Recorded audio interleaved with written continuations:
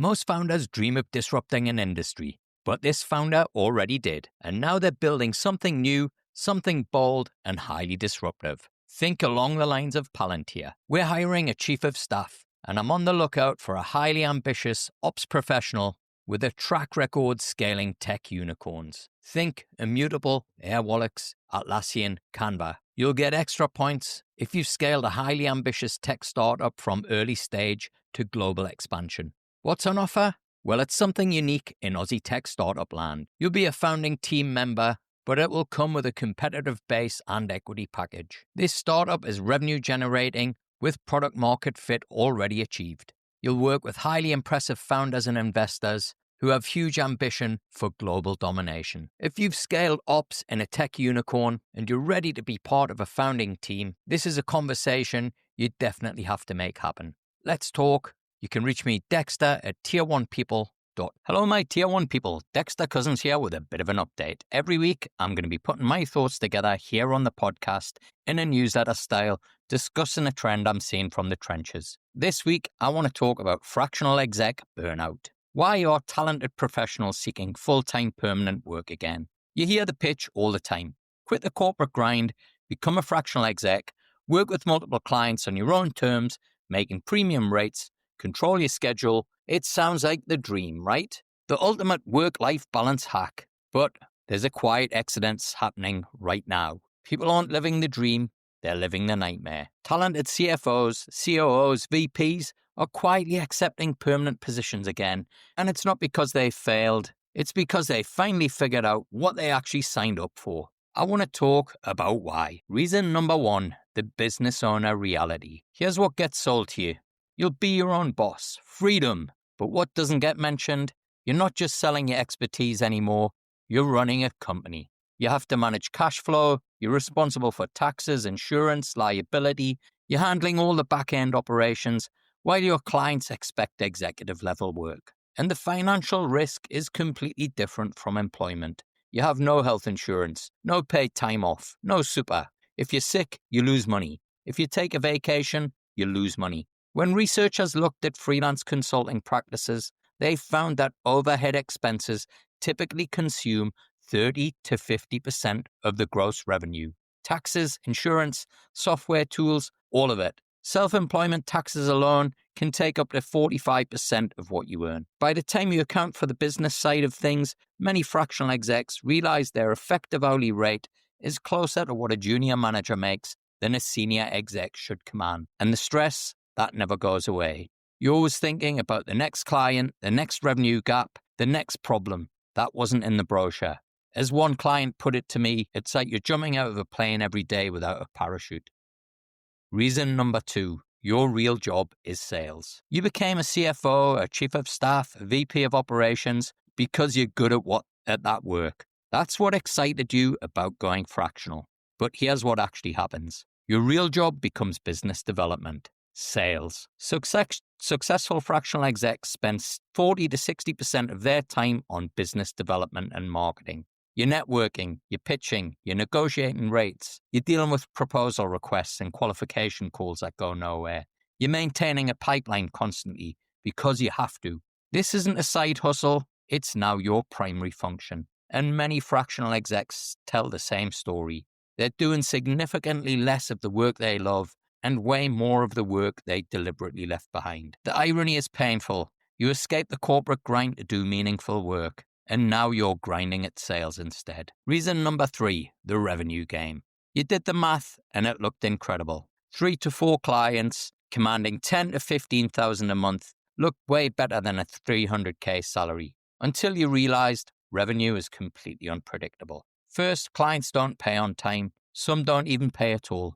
You eat all those losses. And research shows this is endemic. 85% of freelancers worldwide have experienced late payments at least part of the time, with over 20% facing this issue more than half the time. You do substantial work upfront to win a contract, deep scoping, proposals, strategy calls. Many of these prospects evaporate without committing. That's hundreds of hours of free work across a year. Research into freelance consulting found that consultants typically experience 10 to 30% month-to-month income variance, with payment delays of 30 to 60 days between invoicing. Third, you end up competing on price. Other fractional execs, offshore firms, AI tools, everyone's undercutting each other. The premium positioning that attracted you to the model gets eroded pretty fast. You find yourself chasing cheaper deals just to fill the revenue voids. You're working with worse clients on less interesting problems for less money, and 40% of freelancers face serious cash flow issues because of delayed payments, which means many end up borrowing money, dipping into savings, or delaying important business investments. That's not a business model, that's a trap. Reason 4, quality of life. This was supposed to be a lifestyle change. Work 20 hours a week, pick your clients, build some kind of passive income stream. Go on holiday, work from anywhere. Instead, you're exhausted. You're not sleeping at night, and you're worried about paying the mortgage. You're not doing the executive work, the part that you're trained for. All you're doing is sales, which you hate, plus the business admin that nobody loves. You're grinding on lead generation when you'd rather be strategizing. You're sending invoices and chasing payments instead of building something meaningful.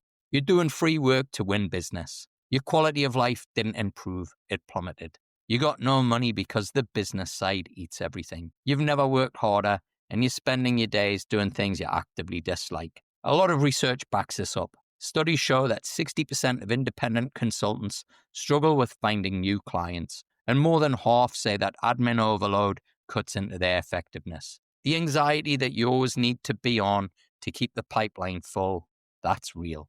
Burnout doesn't arrive as a breakdown. It sneaks in through decision fatigue, social isolation, and the creeping pressure that you can never relax. When compared to a traditional full-time role, even an imperfect one, suddenly permanent employment looks like liberation.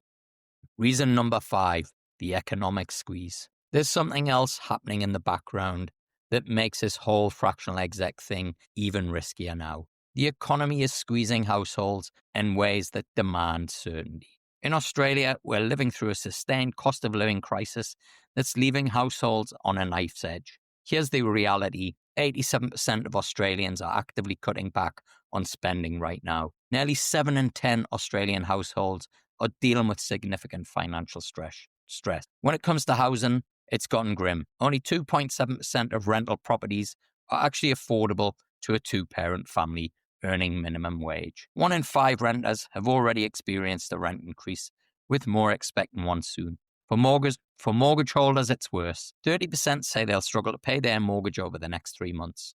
And those fixed rate mortgages that have rolled over to much higher variable rates are really starting to take their toll. And the mental toll is real. 56% of Australians are more stressed about their finances in 2025 than they were in 2024. 15% of Australian households have already gone without basic essentials like food and heating because they ran out of money. Here's the thing, nearly 2/3 of Aussies have picked up a second job just to make ends meet.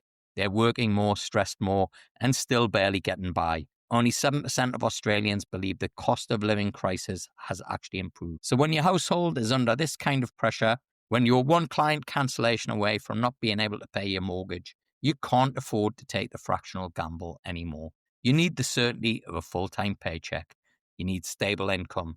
You need to know that money is coming in every fortnight, every month, no matter what.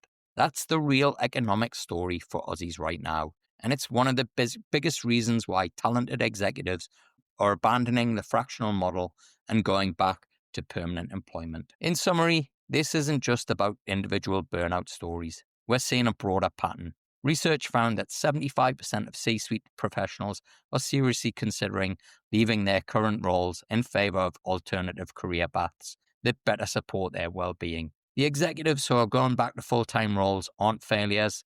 They're people who realized they were solving the wrong problem. They thought they wanted autonomy and flexibility. What they actually wanted was interesting work, financial stability, reasonable hours, and less stress. A good permanent role delivers on most of that. A fractional practice, for most people, delivers on none of it. The best fractional execs are the ones who stay and thrive, and the ones who have already built a solid book of business. They've figured out how to delegate the sales function, or they genuinely enjoy it. They've scaled to the point where the business actually works, but getting to that point requires 3 years of brutal hustle. Most people burn out before they get there. The ones leaving are the smart ones. They're not running away from a dream that worked. They're running toward a job where they can actually do the work they're trained for without the financial chaos and emotional toll of trying to build a business on top of it. So if you're thinking about going fractional, do yourself a favor. Go in with your eyes wide open. Understand that you're not buying flexibility. You're buying a business with all the headaches that come with it. The promise is real for some people, but for most, it's a trap dressed up like a dream. And if you're already in it and you're drowning, going back to full-time work isn't failure, it's clarity.